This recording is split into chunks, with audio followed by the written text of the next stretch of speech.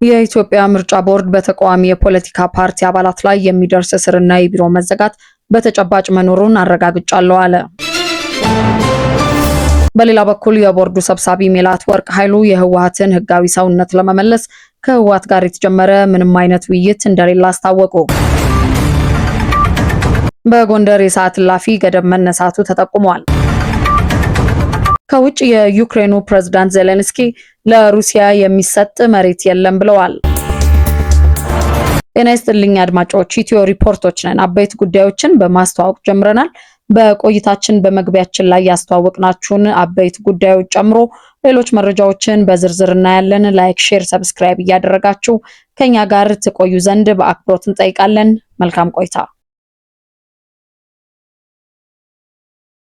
የኢትዮጵያ ብሔራዊ ምርጫ ቦርድ ዛሬ በሰጠው ጋዜጣዊ መግለጫ በተለያዩ የተቃዋሚ የፖለቲካ ፓርቲ አባላት ላይ እስር፣ የቢሮ መዘጋት እንደሚፈጸምባቸው አረጋግጫለሁ ብሏል።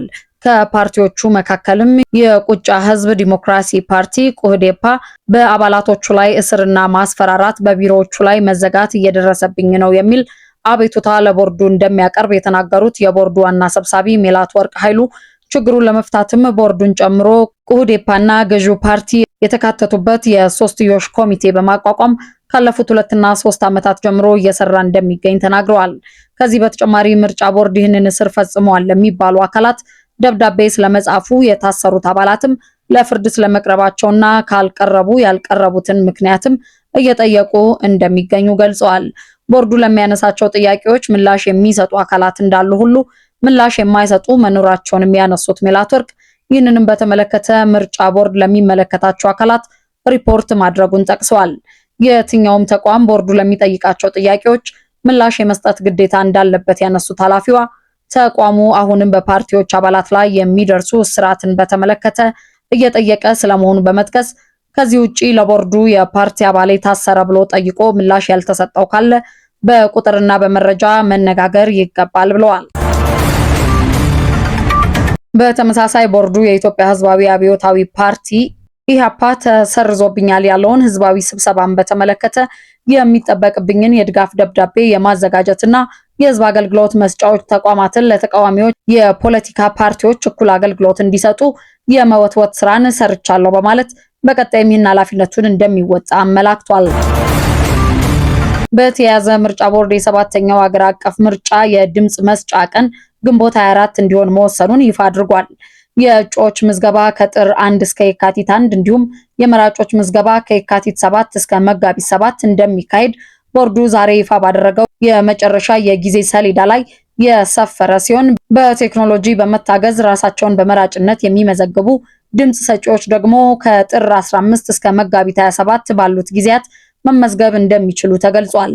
ለምርጫ ተወዳዳሪዎች የምርጫ ቅስቀሳ ማድረጊያ ጊዜም ከጥር 1 እስከ ግንቦት 19 ያለው ጊዜ መያዙን ተነግሯል። በምርጫ ክልሎች ደረጃ ጊዜያዊ የምርጫ ውጤት የሚገለጸው ድምጽ ከተሰጠበት ማግስት ጀምሮ እስከ ግንቦት 29 ድረስ ባሉት 5 ተከታታይ ቀናት ሲሆን ቦርዱ የመጨረሻውን የምርጫ ውጤት ይፋ የሚያደርገው ደግሞ ሰኔ 4 ቀን ይሆናል ተብሏል። ምርጫውን ለማካሄድ አስቻይ ሁኔታዎች በአገሪቱ አሉ ወይስ የሉም የሚለው ጉዳይ በሂደት እየተገመገመ ውሳኔ እንደሚያገኝ የቦርዱ ሰብሳቢ ሜላትወርቅ ኃይሉ በጊዜ ሰሌዳ ዙሪያ በሰጡት መግለጫ ላይ ጠቁመዋል።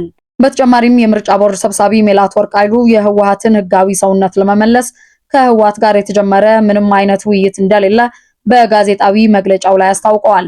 ሜላትወርቅ የህወሓት ህጋዊ ፍቃድ መሰረዝ በፖለቲካዊ መንገድ ከታየ በፖለቲከኞች መካከል የሚፈታ እንጂ ቦርዱን የሚመለከት አይደለም ብለዋል። የህወሓት ማዕከላዊ ኮሚቴ ህወሓት የማይሳተፍበት ምርጫ ትግራይ ውስጥ ሊካሄድ አይችልም በማለት በቅርቡ በድጋሚ አቋሙን መግለጹ አይዘነጋም። ሜላትወርቅ የትግራይና አማራ ክልሎች የይገባኛል ጥያቄ ባለባቸው ወልቃይትና ሁመራ ስላለው የምርጫ ጣቢያዎች አወቃቀር ለቀረበላቸው ጥያቄም የምርጫ ጣቢያዎች ልየታ በሂደት ላይ መሆኑንና ጥር 20 ቀን በአገር አቀፍ ደረጃ የምርጫ ጣቢያዎች ይፋ ሲደረግ እንደሚገለጽ ተናግረዋል። በሌላ መረጃ ኢትዮጵያ የሱዳን ፈጥኖ ደራሽ ኃይል በምስራቃዊ ሱዳን በብሉ ናይል ግዛት በኩል በሱዳን ጦር ሰራዊት ላይ ጥቃት እንዲከፍት የማሰልጠኛ ካምፕ ፈቅዳለች በማለት የሱዳን ወታደራዊ ባለስልጣናት መናገራቸውን አልጀዚራ ዘግቧል። ይህንኑ ተከትሎ የሱዳን ጦር ሰራዊት በምስራቃዊ ሱዳን አዲስ የውጊያ ግንባር ሊከፍት ማሰቡን ዘገባው ጠቅሷል። የሱዳን ወታደራዊ ባለስልጣናት ኢትዮጵያ የፈጥኖ ድራሽ ኃይሉን በሚደግፉ ሌሎች ሀገራት በኩል ከቡድኑ ጋር ወታደራዊ ትብብር ታደርጋለች ማለታቸውንም ዘገባው አመላክቷል። በተለይ የብሉ ናይል ግዛት አዋሳኝ በሆነው ቤኒሻንጉል ጉምዝ ክልል በኩል ለፈጥኖ ደራሽ ኃይሉ የጦር መሳሪያ ይገባለታል በማለት የሱዳን ባለስልጣናት ተናግረዋል ተብሏል። በኢትዮጵያና ሱዳን ድንበር ላይ ይገኛል በተባለው ወታደራዊ ማሰልጠኛ ጣቢያ የፈጥኖ ደራሹ ኃይል ታጣቂዎች እንዲሁም ለቡድኑ ለመዋጋት የተቀጠሩ የደቡብ ሱዳንና የኮሎምቢያ ቅጥረኛ ተዋጊዎች እንደሚሰለጥኑ መስማቱንም አልጀዚራ በዘገባው ላይ ጠቅሷል። የጎንደር ከተማ አስተዳደር ሰላምና ጸጥታ መምሪያ በከተማዋ ተጥሎ የቆየው የሰዓት እላፊ የእንቅስቃሴ ገደብ መነሳቱን አስታውቋል። በከተማው አስተማማኝ ሰላም መፈጠሩን ተከትሎ የሰዓት እላፊ ገደብ የተነሳ መሆኑን የጎንደር ከተማ ሰላምና ጸጥታ መምሪያ ኃላፊ አቶ አለልኝ አለም የገለጹ ሲሆን ህብረተሰቡ ያለምንም የጸጥታ ስጋት 24 ሰዓት መንቀሳቀስ እንደሚችል መናገራቸውን የከተማው ኮሚኒኬሽን ጠቁሟል። ህብረተሰቡም ሆነ ተሽከርካሪዎች 24 ሰዓት መንቀሳቀስ እንደሚችሉ የተገለጸ ሲሆን የማታ አገልግሎት የሚሰጡ ባጃጆች ደግሞ እውቅና ይሰጣቸዋል ተብሏል። ከውጭ የግብጽ መንግስት በቅርቡ መኖሪያ ፈቃድ ያላቸውን ሴቶች ጨምሮ ከ150 በላይ ኤርትራውያን ስደተኞችን ይፋዊ ምክንያት ሳይገልጽ በኤርትራ ኤምባሲ በኩል ማባረሩን በአገሪቱ ውስጥ የሚኖሩ ኤርትራውያን እንደነገሩት ጠቅሶ ቢቢሲ ትግርኛ ዘግቧል። ኤርትራውያኑ የሚባረሩት ከካይሮና አካባቢዋ በማስወጣት በተለያዩ እስር ቤቶች ለወራት እንዲታሰሩ ከተደረጉ በኋላ መሆኑን መስማቱን ዘገባው ጠቅሷል።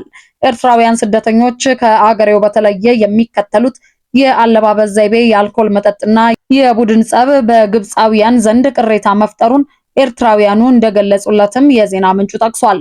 ስደተኞቹ ካይሮ ወደሚገኘው የኤርትራ ኤምባሲ ከተወሰዱ በኋላም ወደ ሀገራቸው እንዲመለሱ እንዲስማሙና ፈቃደኛ ካልሆኑ ያለምንም ፍርድ በእስር ላይ እንዲቆዩ ይደረጋሉም ተብሏል።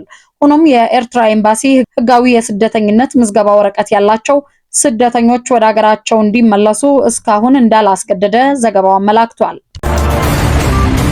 በሌላ መረጃ ቡርኪና ፋሶ 11 የናይጄሪያ ወታደራዊ መኮንኖችን መያዟንና የናይጄሪያ አየር ኃይል ሲ-130 አውሮፕላን ያለ ፍቃድ ወደ ሀገሪቱ አየር ክልል ከገባ በኋላ በቁጥጥር ስር ማዋሏን አረጋግጣለች።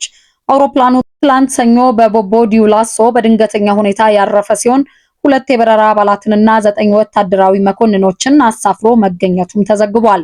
አሁንም 11ዱም በእስር ላይ ናቸው ተብሏል።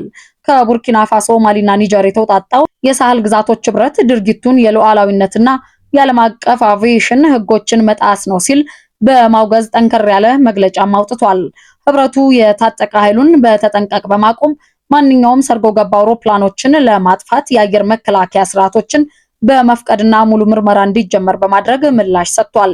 ህብረቱ ድርጊቱን ተንኳሽ ሲል የገለጸ ሲሆን አሁን ግዛቱንና ዜጎችን ለመጠበቅ አዲስ ጥብቅ የጸጥታ እርምጃዎች እየተወሰዱም ነው ተብሏል። የዩክሬኑ ፕሬዝዳንት ቮሎዲሚር ዜሌንስኪ ለሩሲያ ግዛት አሳልፎ ለመስጠት ምንም አይነት ህጋዊ መብት የለም አሉ። ለሞስኮ ግዛት አሳልፎ ለመስጠት ኪየቭ ህጋዊም ሆነ የሞራል መብቱ የላትም በሚል ሐሳብ ሰጥተዋል። ፕሬዝዳንቱ በአገሪቱ ህግ፣ በዓለም አቀፍ ድንጋጌዎችና በዩክሬን ህገ መንግስት ለሰላም ድርድር በሚል ግዛት አሳልፈን አንሰጥም ሲሉም አረጋግጠዋል። ከአውሮፓ መሪዎች ጋር የተወያዩት ዜሌንስኪ የተወሰነ ለውጥ መምጣቱን ፍንጭ ቢሰጡም ጉዳዩ አስቸጋሪ መሆኑን አልካዱም። በለንደን ከእንግሊዙ ጠቅላይ ሚኒስትር ኬር ስታርመር፣ ከፈረንሳዩ ፕሬዝዳንት ኢማኑኤል ማክሮን እና ከጀርመኑ መራሂተ መንግስት ፍሬድሪክ ሜርዝ ጋር ዜሌንስኪ መክረዋል።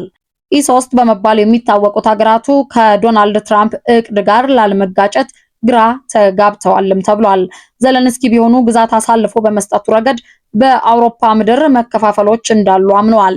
አውሮፓውያኑ በቀጭን መስመር ላይ መሆናቸውንም ይፋ ሆኗል። ትራምፕና ፑቲን ፖለቲካዊ መግባባት ላይ መሆናቸውም ጀርመን፣ ፈረንሳይና ብሪታንያን እንዳበሳጫቸው ተጠቁሟል። አድማጮች ከኢትዮ ሪፖርት ለሰዓቱ ያዝናቸው መረጃዎችን አበቃን። በሌሎች መረጃዎች ዳግም እስከምንገናኝ ጤና ይስጥልኝ።